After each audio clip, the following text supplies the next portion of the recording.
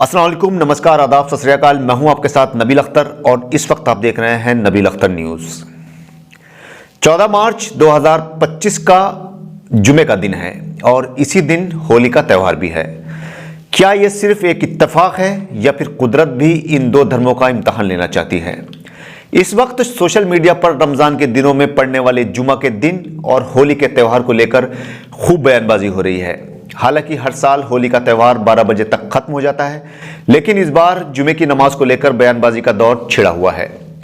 हालांकि मुस्लिम समुदाय के लोगों को होली से कोई एतराज नहीं है।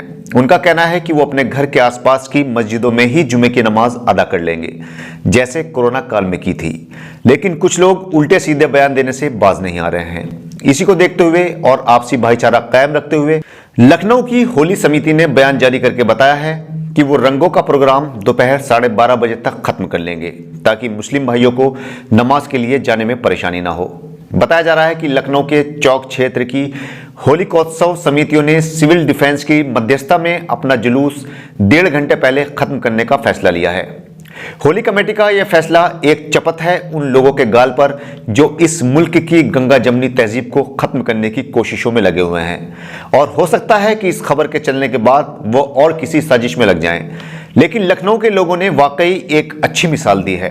सिविल डिफेंस के चीफ वार्डन अमरनाथ मिश्र का कहना है कि पुलिस उपायुक्त की अध्यक्षता में एक बैठक हुई थी, जिसमें राजा बाजार, चौपटिया और चौक समिति ने अपने इस फैसले का एक पत्र सौंपा है।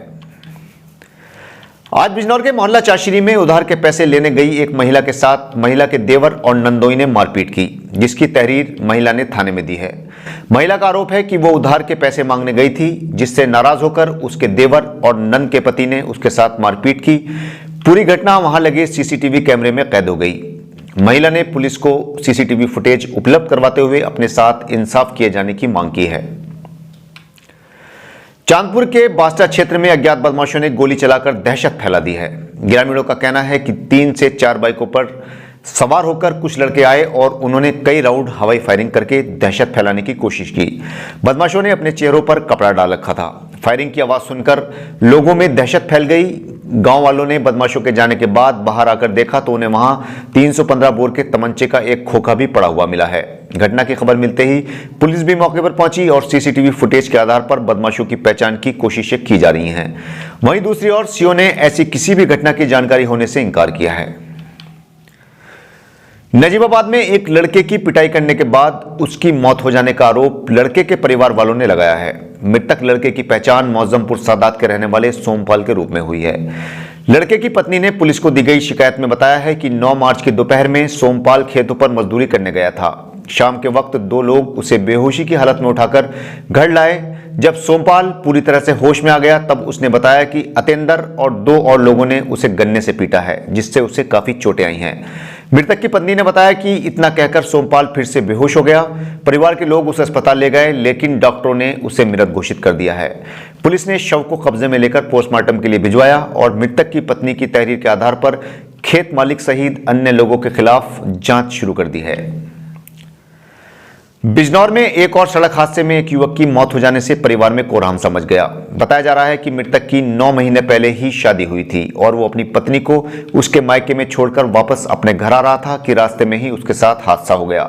मृतक की पहचान नेटौर के गांव मिस्सेपुर के रहने वाले 22 साल के शोमिन के रूप में हुई है। शोमिन को किसी अज्ञात वाहन ने अपनी चपेट में ले लिया, जिससे उसकी मौत हो गई। शोमिन की शादी 9 महीने पहले ही हुई थी। पुलिस अज्ञात वाहन की तलाश करने में जुट गई है। बिजनौर के लोग भी अलग अलग वजहों से परेशान रहते हैं, कभी कुत्तों का आतंक तो कभी बंदरों का।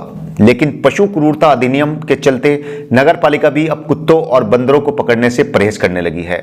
थक हार कर लोग अपना दुखड़ा न्यूज चैनलों और अखबारों को सुनाते हैं और उनसे ही मदद की गुहार लगाई जाती है। बंदरों के आतंक का एक ऐसा ही केस सामने आया है किरतपुर के गांव शाहपुरा रतन सिंह में, जहां पर रहने वाले वसीम अहमद ने हमें एक वीडियो भेजी है, जिसमें साफ दिखाई दे रहा है कि उनके घर के अंदर तक बंदरों ने आतंक मचा रखा है।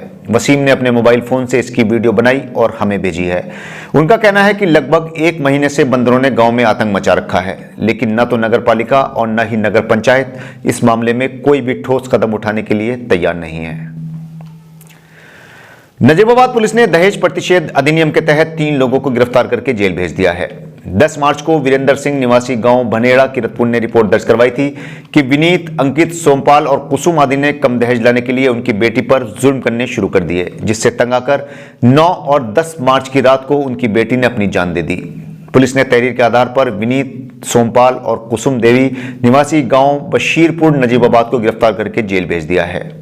पुलिस का कहना है कि इनमें सोमपाल पर 5 मुकदमे, विनीत पर 4 मुकदमे और कुसुम पर 2 मुकदमे पहले से ही दर्ज हैं। अफजलगढ़ पुलिस ने आईटी एक्ट के तहत एक व्यक्ति को गिरफ्तार करके जेल भेज दिया है। 1 फरवरी 2025 को एक लड़की ने रिपोर्ट दर्ज करवाई थी कि गांव कल्याणपुर मुरादाबाद के रहने वाले विनीत ने उसे शादी का झांसा देकर उसके साथ गलत काम किया है और उनकी वीडियो भी बना ली है और उसको वायरल कर दिया। पुलिस ने तहरीर के आधार पर विनीत को गिरफ्तार करके जेल भेज दिया है। चांदपुर पुलिस ने छेड़खानी और मारपीट के मामले में एक अभियुक्त को गिरफ्तार किया है। 26 जनवरी को चांदपुर थाने पर एक व्यक्ति ने तहरीर देकर बताया था कि मोहल्ला सराय रफी चांदपुर का रहने वाला जुबैर उसकी 2 बहनों के साथ छेड़खानी करता है और विरोध करने पर उनके साथ मारपीट भी की गई है। तहरीर के आधार पर पुलिस ने जुबैर को गिरफ्तार कर लिया है। अफजलगढ़ पुलिस ने 2 वारंटियों को गिरफ्तार किया है। इनमें गांव आलमपुर गावड़ी का रहने वाला प्रीतम सिंह और राजू उर्फ राजा शामिल हैं। मंडावर पुलिस ने भी धोखाधड़ी करते हुए एटीएम बदलकर रुपए निकालने वाले एक गिरोह का पर्दाफाश करते हुए उन्हें गिरफ्तार किया है। 8 मार्च को यशपाल निवासी गांव कोहरपुर मंडावर ने रिपोर्ट दर्ज करवाई थी कि कुछ लोगों ने धोखाधड़ी करते हुए उसके 11,000 रुपए निकाल लिए हैं। पुलिस ने कार्रवाई करते हुए फुरकान निवासी कलियर हरिद्वार, भजन निवासी गांव मिर्जापुर खादर मंडावर और रेशमा निवासी गांव काजीवाला जिला बिजनौर को गिरफ्तार कर लिया है। इनके कब्जे से पुलिस को 2500 रुपए नकद, पैसा निकालने के फॉर्म और एटीएम के फॉर्म बरामद हुए हैं। पुलिस ने इन तीनों को जेल भेज दिया है। तो ये थी बिजनौर की आज की कुछ खास खबरें। कल आपसे फिर मुलाकात होगी बिजनौर शहर की कुछ खास और ताज़ा तरीन खबरों के साथ। तब तक अपना और अपने परिवार का अच्छी तरह से ख्याल रखिए और बिजनौर शहर की हर छोटी बड़ी खबर जानने के लिए देखते रहिए नबील अख्तर न्यूज़। जय हिंद। क्या आप हड्डियों के दर्द से परेशान हैं? क्या आपकी नसों में झंझनाहट होती है, हाथ पैर सही से काम नहीं करते, उनमें जकड़न और दर्द रहता है? क्या आप काफी वक्त से कमर दर्द से परेशान हैं और आपको कहीं से भी आराम नहीं हो पा रहा है? क्या आपकी रीढ़ की हड्डी में कोई तकलीफ रहती है जिसकी वजह से आप अपने रोजमर्रा के काम नहीं कर पा रहे हैं? क्या आप लकवा और फालिज जैसी बीमारियों से परेशान हैं? अगर आपका जवाब हाँ है तो अब आपको परेशान होने की कोई जरूरत नहीं है, क्योंकि अब आपके शहर बिजनौर में आ गए हैं इन सभी बीमारियों को पूरी तरह से खत्म करने के माहिर डॉक्टर, जो इससे पहले आर्मी हॉस्पिटल में अपनी सेवाएं दे चुके हैं। डॉक्टर HK राजपूत, जिनसे बिजनौर में मिलने का पता है केशव मार्केट, शक्ति चौराहा, एक्सिस बैंक के पास बिजनौर। Mobile number 730262